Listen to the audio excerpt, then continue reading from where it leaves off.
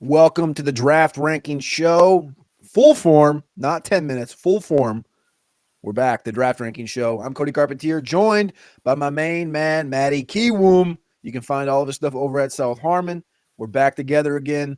The OGs of the Draft Rankings remember the shows with myself and Matty Kiwoom. As of late, the last 45 days, I've been doing these 10-minute solo shows every single morning, 10 minutes, every single morning, 7 a.m. Eastern Time on YouTube and on podcast. But now, once a week, myself and Matty Kiwoom will sit down and talk for an hour, maybe two, three, maybe 4 hours. I don't know. We'll see what happens. I don't know if we're going to quite do 4 hours, but we're going to bring you everything that we've kind of thought through of the week. We're going to gather a bunch of information. What's wrong with the current ADP in the NFL draft?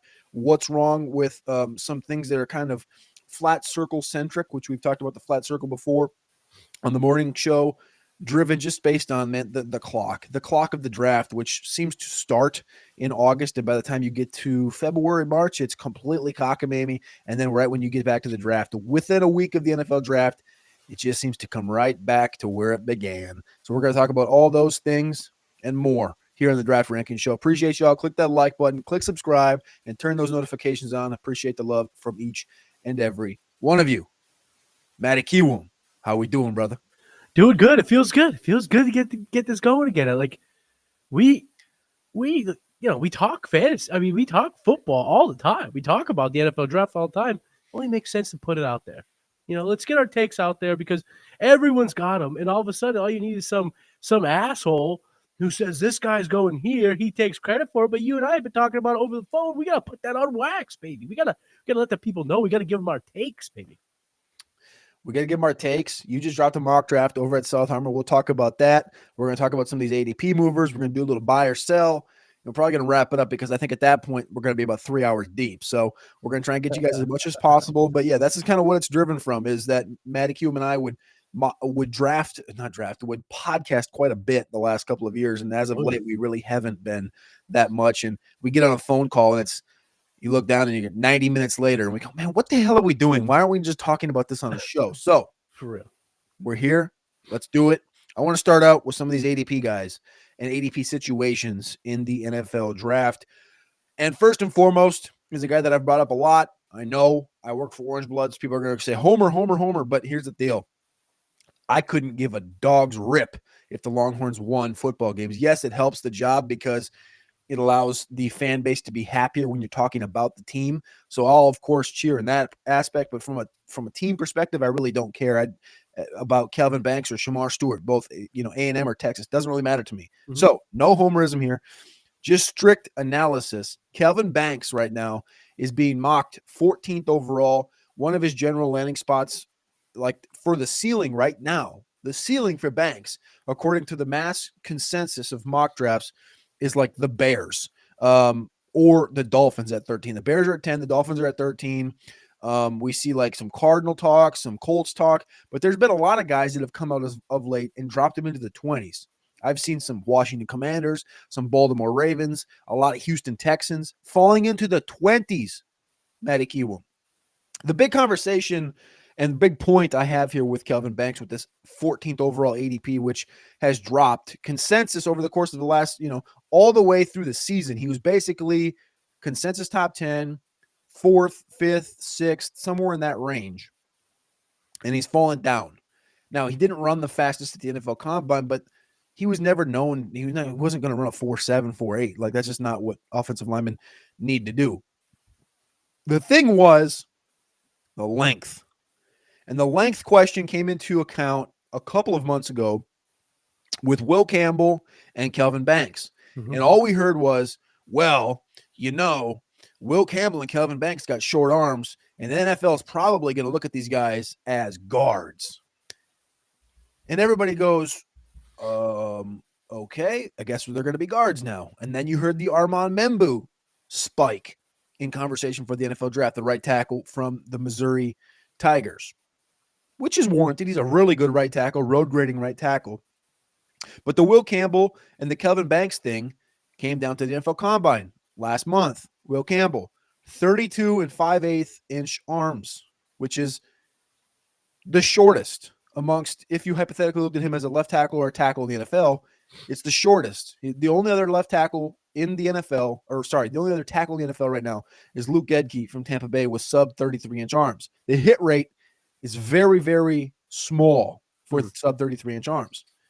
Kelvin Banks, 33 and a half. Plenty big.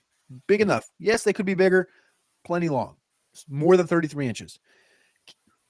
Will Campbell, despite coming in with the shortest arms and a 77-inch wingspan, like the arms is one thing.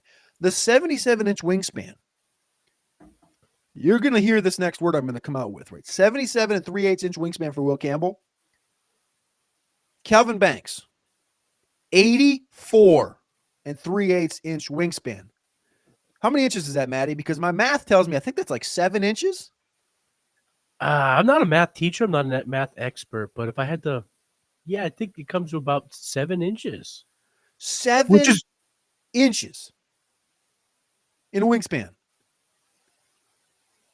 7 inches, pretty good, right? Ladies, right? I think 7 inches does the job.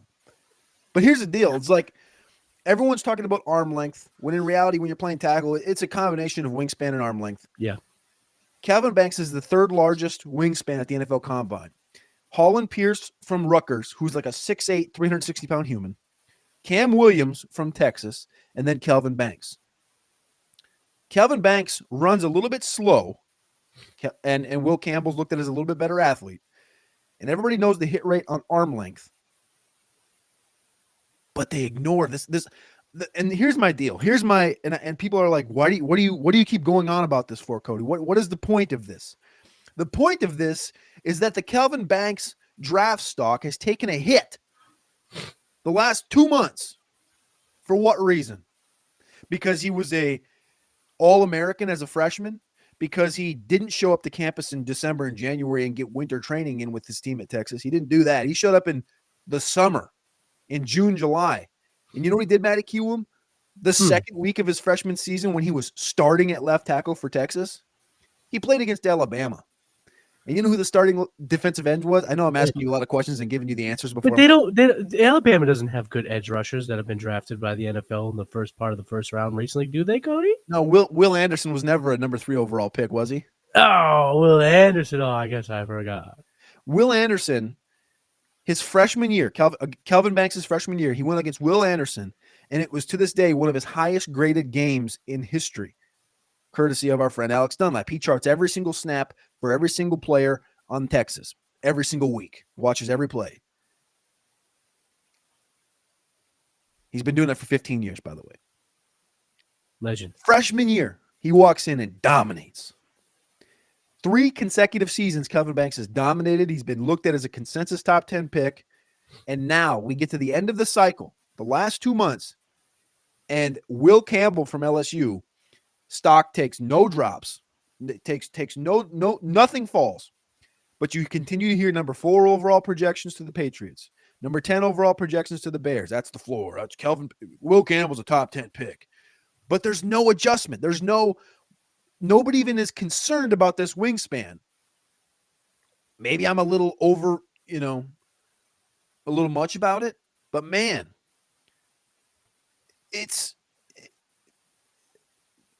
I don't get it. Can you help me? I don't think you're. Listen, when it comes to Banks, for me, I think when the draft actually comes and goes, when he's selected, everyone just go. The draft is a flat circle. Just one of those, and just another example, because what has he really done to have his stock lower? Now, I think strongly, based on what I've seen the Patriots do up here in New England, what I've heard, putting my ears to the ground, some of my insiders, whatnot, I think he's absolutely in play at 4 if Carter and Hunter are taken. So if we see the 2 quarterbacks go, Patriots will probably go, the BPA approach with Hunter or Carter. But if only one quarterback goes and they're, in between, they miss out on Carter, they miss out on Travis Hunter. Banks, for me, would be the pick because I strongly believe he's the most left tackle ready in the class. 42 starts at left tackle in the SEC. I mean, does that mean nothing to you people? 42 starts in the SEC. He's got the requisite size. Arm length isn't overly concerning. He graded well, experience up to wazoo. Only 1 sack allowed last year. He's got pretty good feet, athletic kid, even though he doesn't have that straight line speed. But guess what? It's a track event. He's a left tackle. Do we really want to put a ton of onus on that? I don't. Yeah, does he have some problems with his hand placement every so often? Yep, of course he does. Kids that age, the young offensive linemen, they typically struggle with certain things like that. I think he projects as a left tackle. You could kick him inside if need be, if he were to go to a team that needs that. I'm going to say this. I don't believe he falls past 10. I don't think he falls past 10. I don't see, if you're the Bears and you've decided you're not going to take Ginty if he's there, you're not going to go Hampton, you're going to wait for that second, they got 30, pick 39, pick 41. If they wait till that grouping to go running back and they want to go lineman, Calvin Banks profiles as their best possible selection, their best, probably highest upside prospect, because they shored up the interior of that line, and they did it with players that should be there for a couple of years. This isn't a couple of older players that they're expecting 1 year out of Tooney and Jonah Williams. Right, Jonah Williams, right? I got that right. I always think Jonah Jackson, but it's Jonah Williams. And so I don't think that they're going to be looking for interior help over the next 2 or 3 years. Banks, you get him at worst, he plays right tackle, but I think immediately he's a better left tackle than Darnell Wright. You move right to the right side, and all of a sudden Ben Johnson has his offensive line. The improvements on that line are ridiculous, and he's possibly cooking with gas. I don't think he gets past 10, Cody. Do you know how many tackles have been drafted since 1999 with a longer wingspan than Kelvin Banks? Just a totally cockamamie question, but what do you think? 16. 18. Oh, pretty close. About nails, right? About nails. The last couple of years, guys with similar arm lengths. Everybody remembers Alex Leatherwood from Alabama, 84 and 5/8. How about Paris Johnson from Ohio State? That was a top 5 pick, 85 and an eighth. So like literally a half inch longer than Kelvin Banks. Orlando Brown, famously one of the tallest, longest, largest humans to play tackle. All of these guys, Patrick Paul from Houston last year, that are known to have length, right? I don't get it. It is what it is. I think you're right though, right on par. I think the floor is actually the Bears. He'll be a top 10 pick, and that's kind of the whole point of this. ADPs that are wrong. How about you go now with a player that you think his ADP is wrong? So I'm going to go James Pierce Jr. He's consensus right around the 23rd pick, in somewhere in that range. But when you're looking at mocks and you're looking at how they kind of how they're laid out, you're routinely seeing him go last pick of the first round, miss the first round. And for me, when I watch him on tape, when I look at his experience, when I look at the prospect and kind of what he's put on film, what he's been able to do, with his measurements and at the combine, I don't know how he's not consensus first edge rusher after Abdul Carter. It should be Carter and Pierce. There's some bigger guys if you want to go that route, but James Pierce is ferocious, and he's got the size, 6'5", 243, graded well, big time sack numbers at Tennessee, 2-time first team all SEC type player. He's got a great first step, explosive player. We saw, just the straight line speed at the combine when he ran a 4.47 40 in a hoodie, baby. I mean, this guy can absolutely fly. TFLs, yep, he's got them. Sacks, yep, he's got them. And what really kind of makes me scratch my head on his ADP is his versatility. I see a player that can play both, as a 3-4 outside linebacker getting after the quarterback, or even, outside of the tackle, put his hand in the dirt, play a little edge rusher for a 4-3 sense. So I think he can kind of really produce in either scheme. And I don't know. I think this kid has a tremendous ceiling. James Pierce Jr. is a type that could rack up double-digit sacks in the NFL. And I do understand there's some off-the-field concerns. And I don't get a chance to sit down with the kid. I don't get a chance to talk to him in the room. So perhaps that is enough for him to fall. But NFL franchises, this is why the Eagles have been so dominant. I know they only won the one Super Bowl last year, but they've been very competitive under Howie Roseman in the Jalen Hurts era because they continuously find these gems fall into their lap. We start with Jordan Davis. We start with Jalen Carter. We saw it last year with Quinyon Mitchell and Cooper DeJean, and it's seeming like they're going to be able to sit back, relax, watch all the NFL teams pass on this kid. And he's just going to be sitting there at 32. He's going to immediately fit right into this defense, this nasty pass rush that they've been able to put together. And for me, I again, this is a edge rusher that we're seeing routinely fall. Even in my latest mock that I have at SouthHarmonFF.com, I didn't push him up my boards because my insiders, what I'm hearing doesn't push him up the board. So again, I don't have the ability to talk to these guys and have all the connections that others do in the space. So I kind of play backseat to that, but he's looking like he's going to be there for the Lions at 28. That's where I have him going in my mock 3.0 or the Eagles. And it's crazy to me because based on his ability to get after the quarterback, disrupt plays in the backfield, the motor, relentless pursuiter, that type of athlete that he possesses typically is fought after in the top part of the first round. And we're going to probably see him fall to late first. I think it's kind of crazy. When the season ended, he was around that 13 to 15 mark. He's now down to a consensus 23rd in mock drafts. I remember a year ago he was in the top 6, top 7, obviously. Interesting tidbit you brought up in saying that you don't think he's going to be pressed up. You put him at 28 in your latest mock over at South Harmon. I had him falling to 32 to the Eagles, which I think would be a classic mistake by the NFL allowing that to happen. Some of the guys on NFL.com, Lance Zierlein released his mock last week. He had him going 19th to the Tampa Bay Buccaneers. Daniel Jeremiah did not have him in round 1. Mike Band had him at pick, I think it was 16. I just pulled it up. Now I failed it. Oh my gosh, I hate NFL.com. It keeps putting videos up on my screen. I think it was pick 16. Let me scroll down here. Pick 16. James Pierce goes to the Cardinals. And then Chad Reuter released a 4-round mock, and he had him going pick 60 to the Lions. So it feels like there's a little bit of a wide gap here. Anybody that puts him in the second round, I think is just straight up, it's Daniel Jeremiah and Chad Reuter have done that. That's two guys that have taken him outside of round 1. And that potentially tells you something like, hey, there's something here off the field.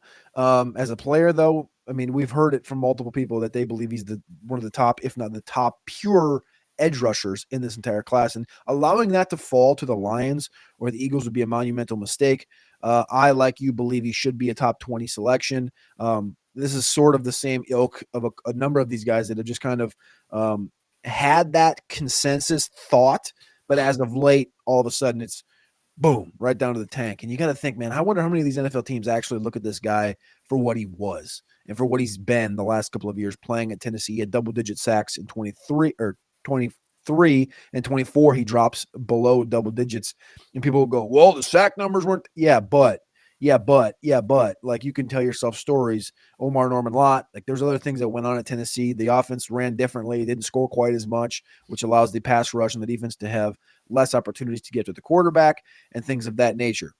Another edge rusher right next to James Pierce in a lot of these conversations is a guy kind of in the inverse. He's gotten a shark ton of helium the last month and a half. His ADP when the season ended was right at the fringe of round 1, 27th. This was back on the first week of January. He's now all the way up to 12th and 13th overall. Shamar Stewart from Texas A&M is a guy that went down to the Senior Bowl, wreaked havoc, and went to the combine, shows how athletic he is. This is a guy that literally ran a 4.59, 40-inch vertical. Everything was there. Everything he needed to do, he did. Over a 10-foot broad jump. But the problem is, Matty, he had not even 5 sacks in his career at A&M. Mm-hmm. And he's getting pushed all the way up into here. I can't remember an edge rusher that had fewer than 5 sacks and was drafted, in the top 10, in the top 15. Shamar Stewart's a guy that, like you said, has a consensus. I talked about Mike Band's mock. Mike Band had him going 15 to the Falcons. In your latest mock that you can find over on southharmon.com, you had Shamar Stewart going 17 to the Bengals. In my latest mock over at Roster Watch, I had him going 17 to the Bengals. Like, it's just kind of a consensus now that he's grown up into this top 20 selection.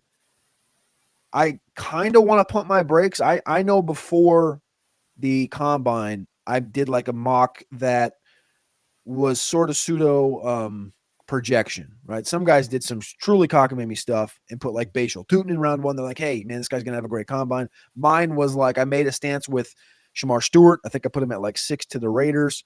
I took Nick Emenwari. I bumped him all up into like the 20s and maybe like Jackson Dart, things like this, right? Guys that you kind of expected to have good combines. And the Stewart thing never really took off. I expected it when he did what he did. I expected it to kind of jump all the way up into the top 10 as a consensus. It hasn't really quite done that. What's kind of your 10,000 foot view on the Shamar Stewart situation? Does the consensus have it right being just kind of like a teens pick? Because we've talked about on other shows that there's really like 12 to 14, maybe 15 first round grades in this class. Shamar Stewart being a consensus right here, 15, 16, 17, tells us he's fringe first round grade. I think, yeah. I mean, my 10,000 foot view on Stewart is it's a lot of it's like that big ball in Play-Doh. I mean, we've heard this term used a ton, but I think it's apt for a play like this. You have this massive amount of Play-Doh, Cody, and it's going to be up to the defensive coordinator and the position coach to mold it into a weapon, but it's all there. Crazy athleticism. He's so explosive off the snap. But again, it hasn't translated to sacks in the SEC. Can you write a little bit of that off? Is it because he's so raw? I don't know exactly where to place my finger as to why the sack numbers don't pop when you're this big, this athletic. I don't know what it is, but if I'm an NFL team, I'd be taking a shot on Shamar Stewart, pretty much where I think he's going to go, mid part of the first. I do think there are other pass rushers that are more polished, but I don't know if there's any pass rusher in the entire class outside of Carter that has a higher ceiling. It's truly top 10 player kind of ceiling, but because you have to factor in the kind of the rawness to his game, the projectability you have to place on this prospect, I also have him as a early second rated type of prospect, but given the measurements, given the athletic ability, given the workout metrics we've seen throughout the draft process, he's going to be a first rounder. In a team like the Bengals, who need that type of pass rusher, I don't know if I like that type of landing spot because you're asking a lot of a kid that might not be able to do it right away. I think Stewart going with linking him up with another elite pass rusher. That's why if he were to get that helium all the way to 6, getting him on the field with a Max Crosby where defenses have to focus elsewhere, allow him to develop that game, allow, the defensive position coaches and the DC to kind of figure out what he is and how he's going to win, get that built up. So I think that would be the most ideal landing spot, but there's no question that this guy's ceiling is very tantalizing for the NFL. Another defensive lineman. We're going to finish up with defense. And we had Shamar Stewart. We had James Pierce. We'll talk about one more defensive player after this guy. Same school. Maybe we lump them together. Kentucky. Deion Walker is a guy that we both love, and neither of us really understand why he's falling this far. There's a back injury that's out there that's been flagged pre-combine. The combine stuff is not quite out yet as far as the results from the testing. Or the medical exams, but there's a back injury that's kind of like known with Deion Walker. But there's nobody in the NFL draft this year that has seen a more severe drop in their projected draft capital. A guy that a year ago was looked at as, like I said, with a couple of these other guys, literally with James Pierce, a top 10 selection, a top 6 selection, 6'7", 330 pounds at Kentucky, broke out early as a dominator on the defensive line, massive human. Drops all the way to December where he's being mocked 32. You're like, all right, I get it, man. I get it. I can tell myself a story here. Tavondre Sweat went like 38. Mm-hmm. Now he's all the way down, Matty Kiwoom, to pick 80 consensus. And when I look at mocks, personally, I get to like the 70s and I'm like, can't do it. We can't let this guy fall outside of the top 10 picks in the third round. So I have him going to the Chiefs at the end of round 3. You had him go to the Chiefs at the end of round 2. It only makes sense that would be a spot where he goes. I know we've talked about the Eagles getting value, the Chiefs getting value, like Chris Jones getting a Deion Walker to come in and play behind him. Chef's kiss. Chef's kiss, yep. And I see Chad Reuter, who's like the only guy over at NFL.com that releases a multi-round mock. We love Daniel Jeremiah, Mike Ben, Lance Zierlein, all these guys. Chad Reuter puts out a mock 3 days ago.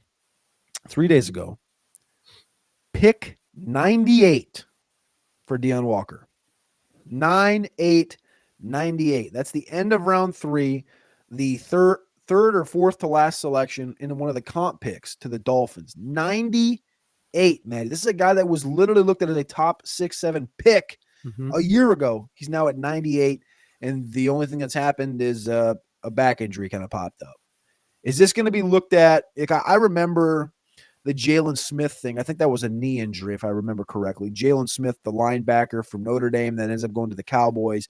But you remember like the pre-draft cycle with Jalen Smith. Gosh, I can't remember exactly what selection he went off. He went off. He actually went 34th to the Cowboys. Early second round. Yeah. But I remember leading up into that draft, it was like, man, this guy's going to be a 4th, 5th round pick. Right. Because there's a lot of question marks around him, and the Cowboys took that shot. I wonder if somebody's going to take that shot on Deion Walker, because it feels like his draft capital is in complete free fall right now. We know the density of this defensive tackle class.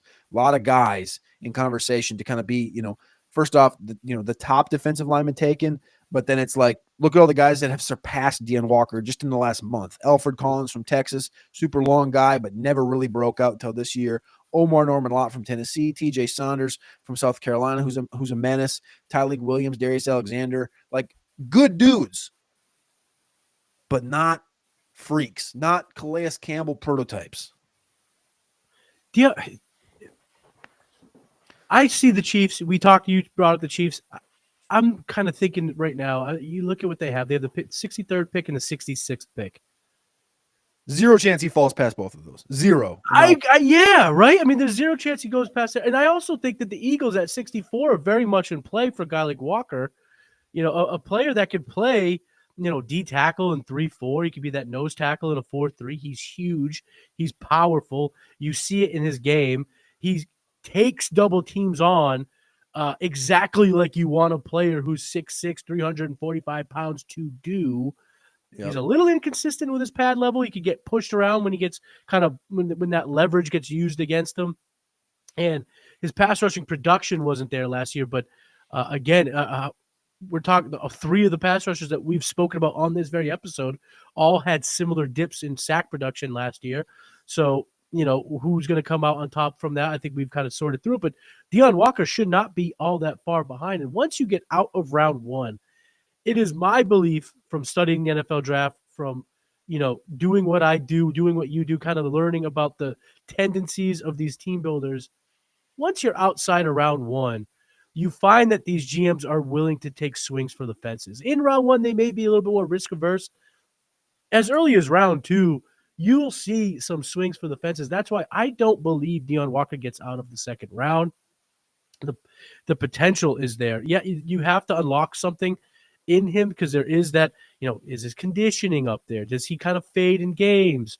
Well, if that is true, a team like the Eagles, a team like the Chiefs, a team like the Lions, a team like the Commanders, the Ravens, these teams selecting in the end of these rounds, these are the locker rooms. These are the teams consisting of players that will make sure that Deion Walker is doing the things to be a professional. That's why we see a lot of these talented prospects go to these types of teams, these strong locker room teams, and you see them develop because they have veterans around them. They have the right coaching. They have the proper systems and the program in place to develop these players.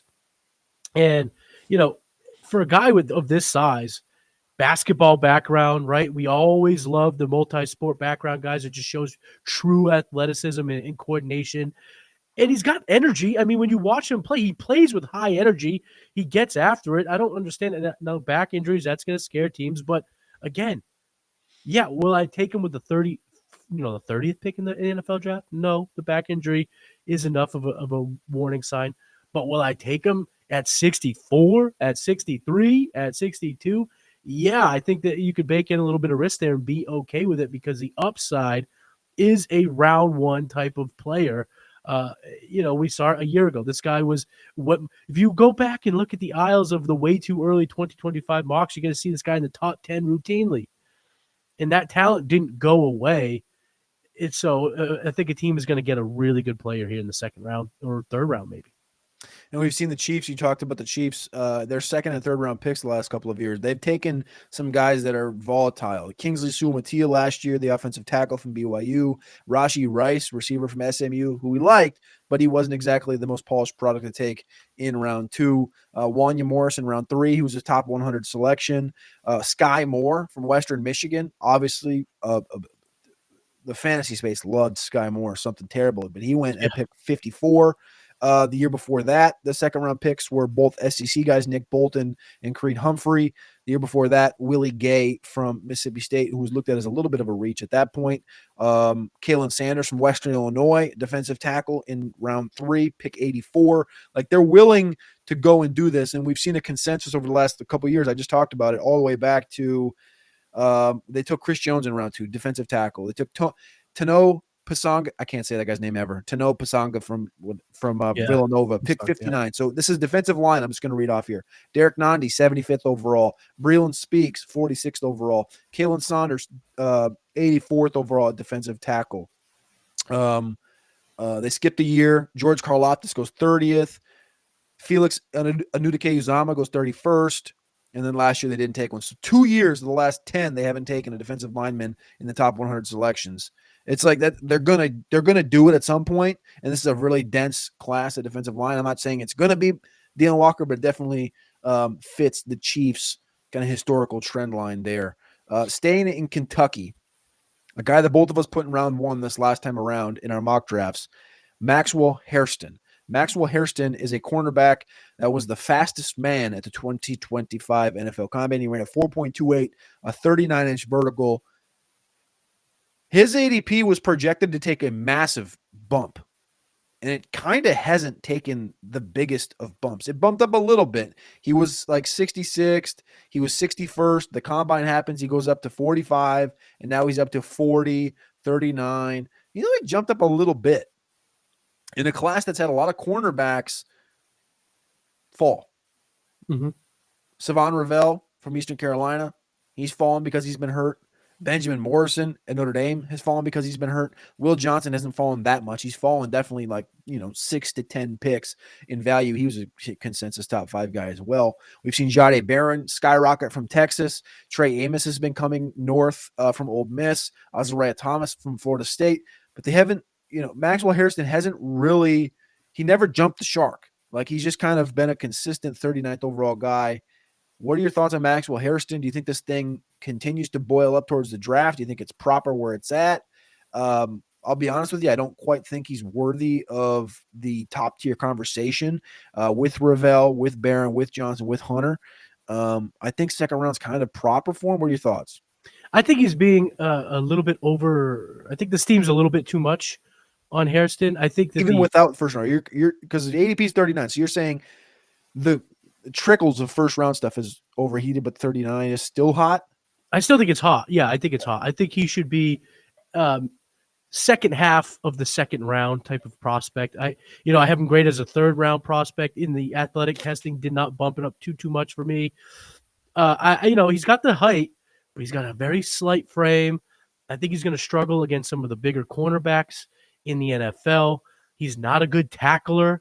So I think right now, taking a guy in the first round at corner, tackling isn't the most important, but you want a guy that has a little bit better track record tackling ball carriers. I mean, almost a 10% miss rate when we're talking about tackling at Kentucky last year.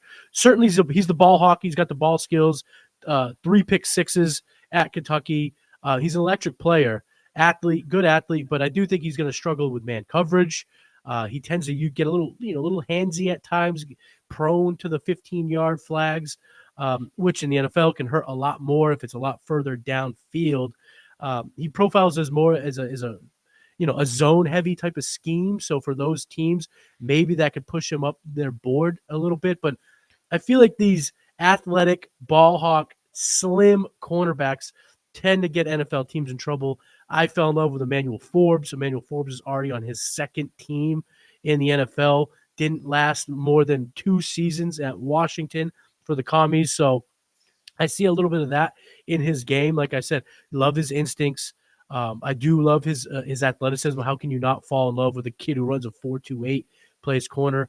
But we saw Nate Wiggins struggle a little bit in Baltimore this year or from Clemson that played for Baltimore. He was a first-round draft pick. We saw him not really get his legs under him. He wasn't as good as we might have thought.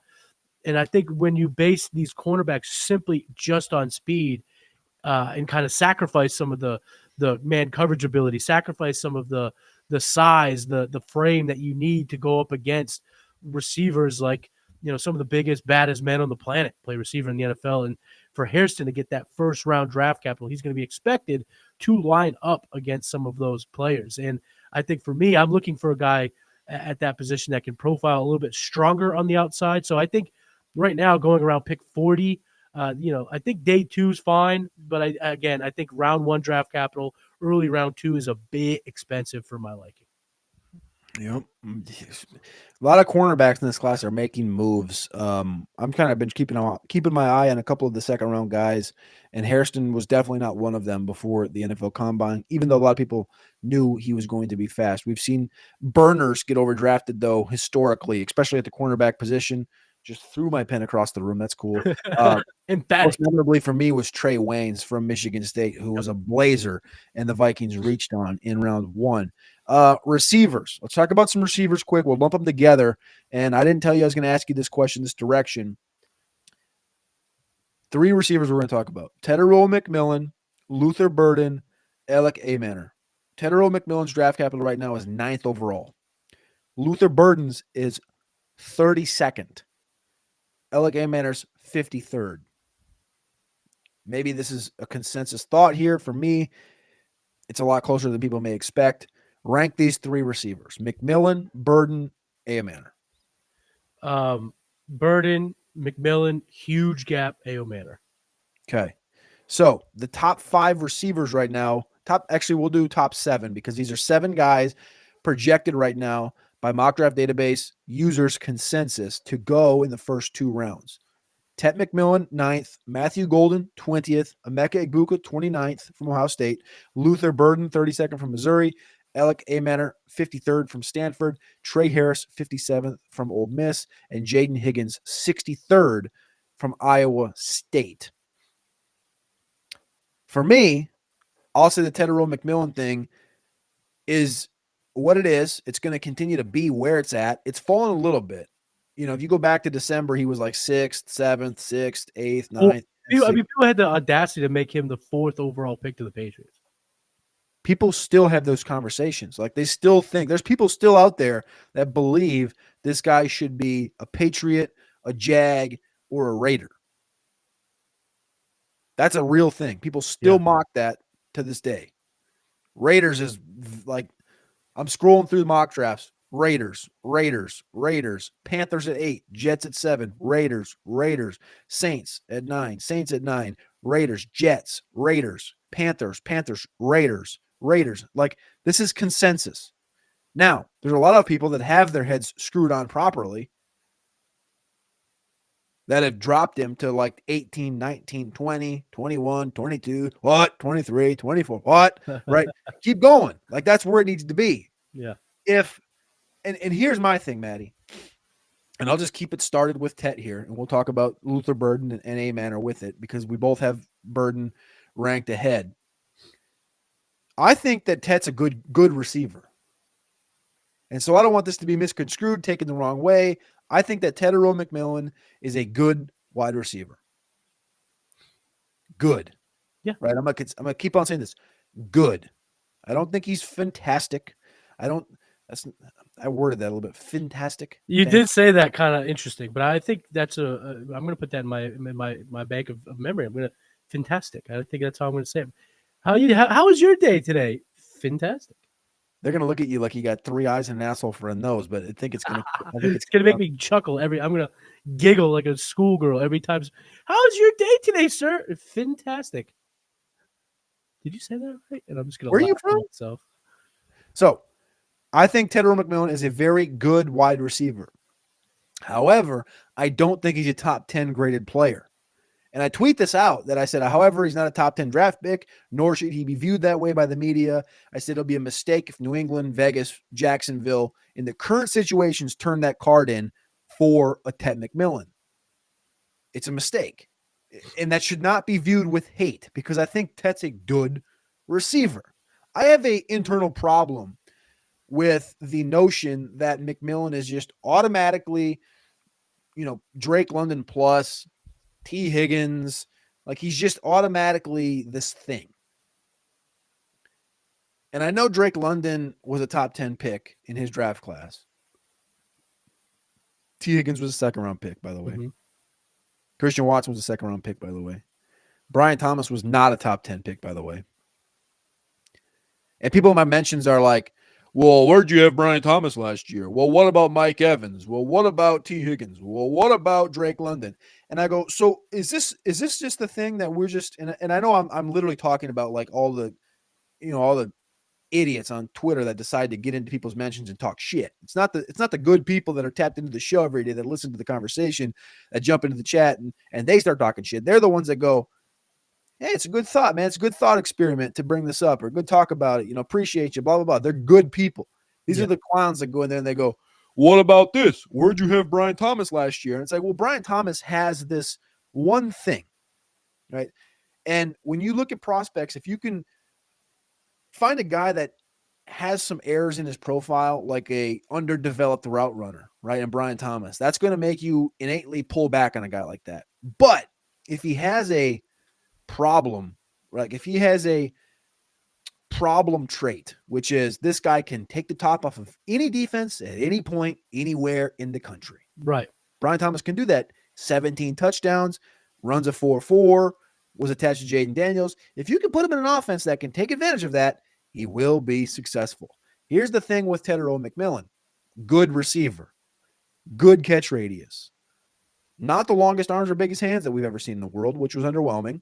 But it doesn't matter because he proved he could go above the rim and catch those passes. He's not the most physical. What is his one thing? What is his one dominant trait? Can you tell me, Matty? Because I can't find one. I would think if he has a dominant trait, it's his contested catch ability. 17 contested catches just in 2023.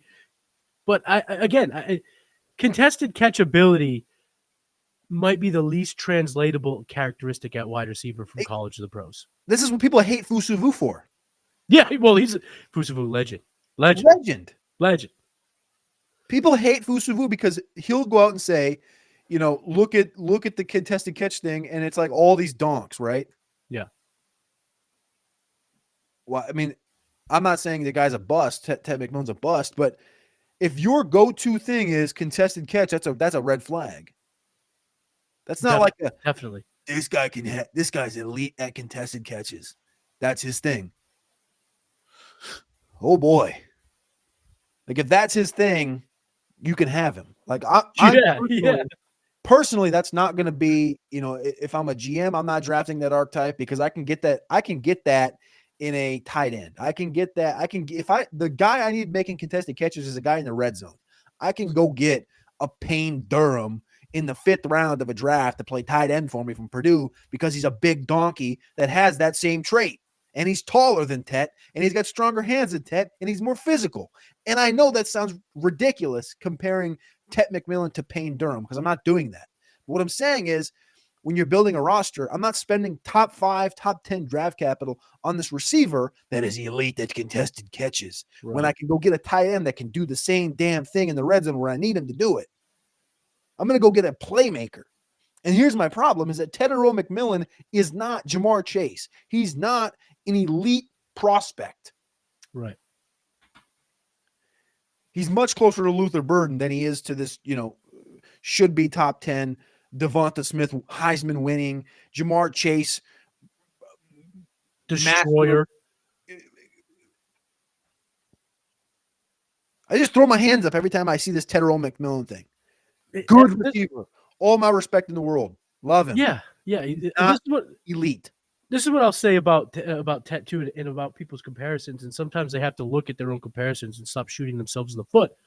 I think T. Higgins, as a comparison, is not that bad of a comparison. I think I can see it. Correct. T. Higgins was drafted in the second round, people. So it's a Now, best case scenario. right, but I will say the argument is, well, look at the 2020 class. And I say, yeah, look at it. Rager, Ruggs, Judy, they weren't all hits that were taken ahead of him. So, yeah, if you want to say it was a loaded class, that's why he fell out of the second round and fell into the second round. My argument would be, well, there were some duds that were taken ahead of him. I think this type of player profiles as a really strong pick early in round 2. 4.59 40 for T. Higgins, decent speed score type guy, contested catch guy, but I will also add this to it all. T. Higgins is great, but I do think he's also a tad overrated. 2 seasons where he was over 1,000 yards. Yeah, he has 2 900-yard seasons on top of that, so he's a good player, but he's not a top 10 pick, to your point. And then if you want to call him Brian Thomas Jr., just stop the evaluation. Just stop evaluating players because you're just wrong on it. You're bad at it. The difference between a 4.55 and a 4.33 is astronomical in terms of how they can win. So, yeah, if you're a buzz, oh, we'll go look at where you had Brian Thomas last year. Yeah, I had Brian Thomas where I did, which was still a top 5 in the class, a loaded class. But I was nervous that he might have been just a downfield threat guy. No, he was able to turn himself into a better player than just a straight line burner, but he still had the 4.33 speed to be a straight line burner. Tet does not have that. Tet profiles, unfortunately, people are gonna. He profiles more like a second round guy, and his ceiling might be like a Mike Thomas season, a slant boys type season, where maybe if he can learn a slant and the coach just peppers him, he can, use the big hands and use the strong hands and use the catch radius. But in terms of being a dynamic playmaker, I just don't really see it in his profile. I think he kind of profiles it as a role player type weapon, and that's why in my mock 3.0 you can get at saltharmonff.com. I have him going 32nd to the Eagles. That's an interesting fit. They've been chasing that fit. I mean, call it what it is, but they've been chasing that fit. Julio Jones. Throw out some of that. There's been more. I'm not just going to die on that one. Johnny Wilson. They just drafted Johnny Wilson. They drafted Johnny Wilson, but they've brought in like other veterans, big body guys. Like who? They want him to play the third receiver. They want some big body receiver as a third option. They can use a luxury pick like this with Tet McMillan, and I think he would be great. I don't think he'd be good in terms of production on the field. I think we won't see many 1,000-yard receiving seasons as they are currently constructed. But as a one-on-one guarantee, he's going to get one-on-one. He's never going to get double covered in that offense. I think that's where he could have a big impact on the NFL team. I think making him your number one isn't going to be the best move for your team. Remember, T. Higgins was drafted as the number one receiver for Joe Burrow, and immediately the following year, the Bengals wanted to take Jamar Chase. So they knew that he was a number 2 receiver. And I think we'll find out if the NFL believes Tet is also a number 2 receiver. A receiver that I believe is graded for me, I don't believe this, but it's facts, but I believe he's better. I have him graded better, is Luther Burden, a wide receiver from Missouri. His draft capital over the course of the last year, he was consensus. It was Tet McMillan, or as everybody else says, he's not Tet, it's T-Mac. Well, guess what? He doesn't deserve T-Mac. He ain't T-Mac. There's only one T-Mac. His name is Tracy McGrady. Thank you. T-Mac. You can't be T-Mac, man. He's not T-Mac. You got to earn T-Mac. Luther Burden, his draft capital has tanked. It's been downward trend pretty much since like the week before the combine. It was kind of flatlining at around 16. Back in December, it was 13. And then since February 11th, which was the week before the combine, it's went from 16 to 32. And nothing has happened since then other than, that's right. Luther Burden came in an inch taller than expected, 10 pounds heavier than expected, and ran a 4.41.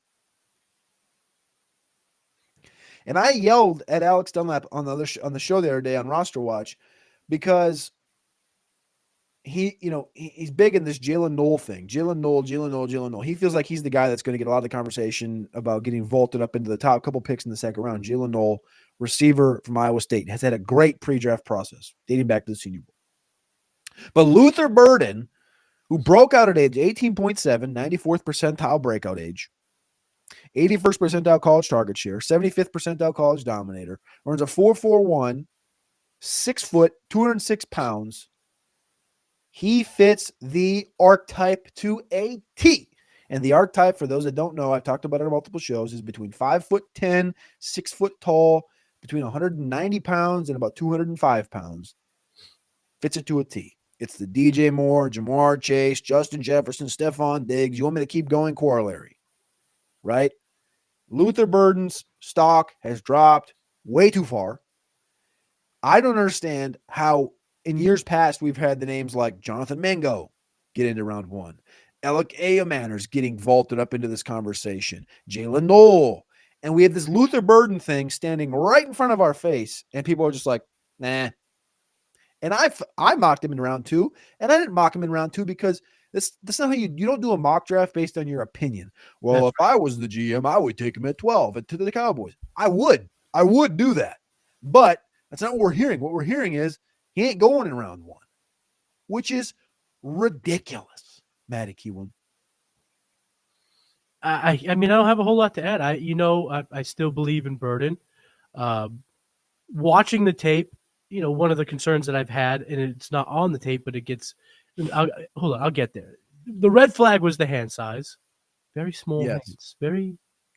Colston Listenby is the only player in the archetype that I just listed out. The only player with smaller hands in the last 20 years.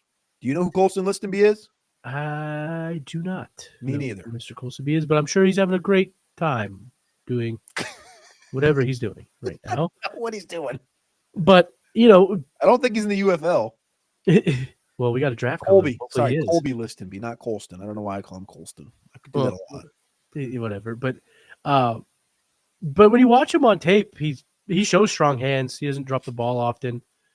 So I'm not as worried about that as I could have been. I think he is probably he's my second rated receiver, third if you count Travis Hunter as a receiver. So I still believe in him. I think he could find his way to a nice situation where he could play kind of the slot, maybe a little Z receiver in the more spread out offenses.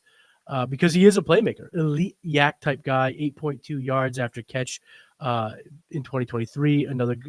I'm using that metric in 23 because we all know 2024 is a complete train wreck. But I think there are some explanations as to why Brady Cook's shoulder was falling off. The team kind of imploded in general. So I'm not necessarily writing it off completely, but I do have enough explanation as to why the production dipped. But again, good yak guy in the past. Good experience, 36 starts in the SEC, 5-star recruit, went to Missouri because he's from the area, stayed home, 5-star guy. And again, I think if he lands on the right team where he could kind of start in the in the slot role and kind of build off of that and work on a route tree that might be considered limited, I think it's okay, just below average in terms of what you're trying to look for is his ability to run different routes. But Luther Burden's a good player. He's a playmaker. And if you were asking me who can make more plays at the NFL level, him or Tet McMillan, I think it's a guy like Luther Burden. Again, contested catch stuff just doesn't really translate well. And I want to add this one thing about Tet because I thought about it after we brought it up, but I think it's super important. There's a clip of Tacario Davis versus Tet McMillan on Twitter. And if you're not familiar with Tacario Davis, it's okay. Tacario Davis is a cornerback that played for Arizona. Big cornerback, big guy. Over it was 6'3", big corner, shut down, kind of press type of corner, and he just abused Tet McMillan. Absolutely abused him in this clip. I know it's one clip, but if you're asking me, what one clip should I put more eggs in that basket? The clip with him going one-on-one versus Tacario Davis, or him doing the 360 under the leg one-handed catch? I'm going to put more eggs in the Tacario Davis clip because that's translatable. When was the last time you saw a receiver with no pads in a game do a 360 one-handed catch? Never. Doesn't matter. It's fun. It looks great. I can't do it. looks awesome. Doesn't translate to the NFL game. So yeah, I think Burden here. I like the abilities of Burden, and I think a team's going to get a steal here if he falls into the second round. And I think people need to, you know what I blame it on? I blame it on the fantasy football community. I blame it on the fantasy football community because they start watching tape in February. And that's when Luther Burden's stock dropped because they said, he sucks because Brady Cook, not because of Brady Cook. He sucks because his numbers were down, but they don't look at Brady Cook and they don't say, well, Brady Cook's fault. This offense's fault. He also added Mookie Cooper, Theo Weiss to this offense. They don't have Cody Schrader anymore. It was an entirely different offense. And he still put numbers up. And if you watch the tape, he still played good football. Mm-hmm. Mind you, he's also a top 10 graded receiver at the NFL Combine from the route running perspective. We got a couple minutes left, Matty. Alec Manor, first thoughts. Draft capital, 53rd overall, and moving north for Alec Manor out of Stanford, a guy that had a good Senior Bowl, but not a great Senior Bowl. His stock has jumped about 7 spots over the course of the last couple of months, but I've seen mocks from well-known people in the space. 32 to the Eagles, 22 to the Chargers, 29 to the Lions, 26 to the Rams from our guy Theo Graminger from Player Profile. For me, Alec Manor, I think he's a third-round pick. Huh? Jump the shark, right? Yeah. Yeah, oh yeah. Putting him in the first round seems nonsensical. Putting him in the second round seems a bit rich. I think he's a third-round pick. I have him as like a late third, early fourth graded receiver. And for me, this is the quintessential situation that reminds me of the first Men in Black movie. May you ever see the first Men in Black movie? Will Smith chases down an alien, but then they bring him in for testing. He bombs testing. And, what was his name, Zed or whatever his name is, looks at it and goes, but he tracked down the alien, and that's good enough to make him a Men in Black. I think that's what's happened with A.O. Manor because of that game against Travis Hunter, where he went for over 200 yards, 3 touchdowns in 2023. That game is just making everyone go, yeah, that puts him here for me. But when you watch the tape, when you look at the prospect, I don't know how he wins in the NFL, Cody. I don't see it. I think he has a role in the NFL, no doubt about it. That big playability, he does have strong hands, contested catch guy. We just talked all about why we don't love that. But he did bring a little bit of speed, unlike Tet McMillan. 4.42 at 6'2", 210 is good. That's a definitely a positive. But again, you can't compare this to a guy like Brian Thomas. Remember when we were at the Combine and Brian Thomas ran that 4.33? Yep. We all looked at each other like, what? What? Like we probably should have put a little bit more onus and a little bit more credit to that, and maybe he boosted him up a little bit. I mean, I don't think either one of us were low on him as an NFL prospect, so I'm not going to sit here and take an L on Brian Thomas Jr. After his year. I like the player, and he was a good player. Alec Manor, I just don't know how he wins. I don't think he's fast enough to be an elite down the field guy. I don't think he's good enough a route runner to win on the outside consistently, get that separation. He struggled against man coverage at Stanford. I think his route running needs a lot more polishing. It's very raw. And I just don't think that this is the type of player you take in round 2. Like, he's not DK. DK ran a 4.3. Like, these differentiators are massive when deciding who should be taken where. And for me, he just didn't check any of the boxes that make him a locked-in round 2 pick. And I definitely don't think he is a round 1 pick by any stretch of the imagination, even if there's a tremendous wide receiver run that we're not expecting. I see him as a third-round pick. Found himself in a lot of contested situations, 29 to be exact, 5th most in 2024. We just talked about the contested stuff. Some 40s are not made the same. All 40s are not made the same. And I kind of like Matthew Golden. I don't think the 40 translates. I had him at a 4.56. He runs in the low 4.4s, but I think he does lack downfield speed in the game, lacking real downfield breakaway speed. If you want to see more about Alec Manor, you can go find my write-up over at rosterwatch.com, or you can go check out the new rookie guide over at South Harmon that they just released this last week. Shout out to Matty Kiwoom for that. That's the show, Matty. We just hit the 1 hour mark. We appreciate all of y'all. We love all of y'all. You can go follow Matty on X at Matty Kiwoom. Reminder, we'll be back every single week, Tuesday afternoons here on the Draft Rankings YouTube channel and on podcast. We love y'all. We appreciate y'all. And we'll see y'all next week. Peace.